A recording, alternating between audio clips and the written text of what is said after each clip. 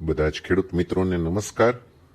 છેલ્લા 4-5 દિવસમાં વરસાદ પાણી ખૂબ સારા થઈ ગયા, પરિસ્થિતિ અગાઉ કરતાં સુધરી, સૌને અભિનંદન। નુકસાન થયું છે એમને પણ થોડી રાહત કુદરત કરી આપે એવી પ્રાર્થના કરીએ। આજે 3 ઓગસ્ટ એરંડા બજારની વાત કરીએ। ગુજરાતની અંદર 20 થી 22 હજાર ગુણીની આવક છે। માર્કેટિંગ યાર્ડોની અંદર સરેરાશ ભાવ 1390 થી 1410 અને ક્યાંક ક્યાંક 1420-25 રૂપિયા સુધીના ભાવ પણ આજે પડ્યા છે। રાજકોટમાં 300-350 ગુણી 1390-1423, ગોંડલ 250-300 ગુણી 1370-1400 રૂપિયા પૂરા, જામનગર 50-60 ગુણીનો આવકનો રેશિયો છે 1330-1362, અન્યમાં 90-100 ગુણી 1330-1360, સરેરાશ 800-900 ગુણીની આવક અલગ અલગ અન્ય યાર્ડોમાં છે 1370-1423 નો ભાવ। દિવેલ 1415 રૂપિયા કંડલા ડિલિવરીમાં અત્યારે બોલાઈ રહ્યું છે।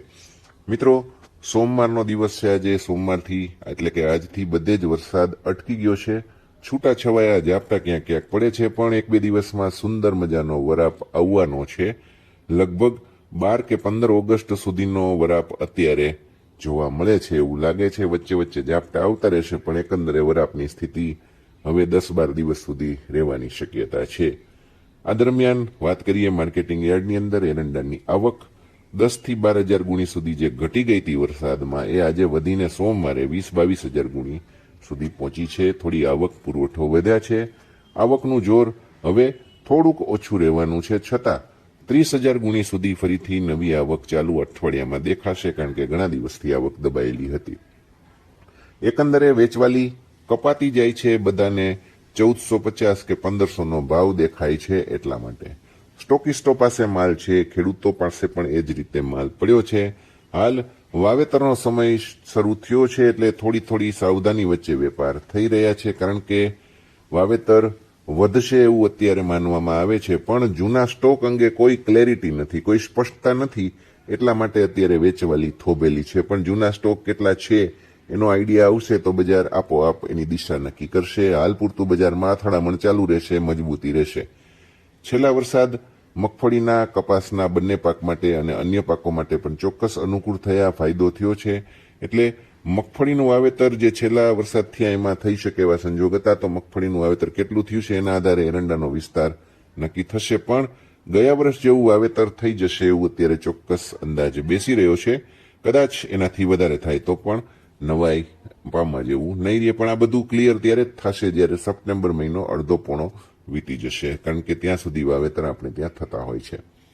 હાલ તો એરંડાના વાયદા ઉપર નજર રાખવાની છે। વાયદા 7150ની ઉપર જ્યાં સુધી બંધ ન આવે ત્યાં સુધી 7300 થવાની શક્યતા નથી। આ બાબત મેં ઘણા સમયથી કીધેલી જ છે। હજુ પણ એવી જ પરિસ્થિતિ છે, એમાં કોઈ પરિવર્તન નથી આવ્યું। ઉલટું એવું બન્યું છે કે 7100ની ઉપર વાયદો ટકતો નથી, 7000 થી 7080ની વચ્ચે સતત અથડાયા કરે છે। 6800ની નીચે ન જાય ત્યાં સુધી નવી મંદી એરંડામાં નથી, એટલે તમારે રેન્જ ગણવી હોય તો 6800 થી 7200ની ગણવાની રહેશે, અને એની ઉપર જાય તો તેજી થશે। હાજર બજારની વાત કરું તો પીઠાઓની અંદર 1450 રૂપિયાનો ભાવ મળતો હોય તો હાલના સંજોગમાં 30% માલ વેચાય, અને અત્યારે જે ભાવ મળે છે 1400 ને 1420 સુધીનો, એમાં વેચવું હોય તો અત્યારે કમસે કમ 10 થી 20% માલ વેચાય એવી રીતે અત્યારે તમારે કામ કરવું જોઈએ।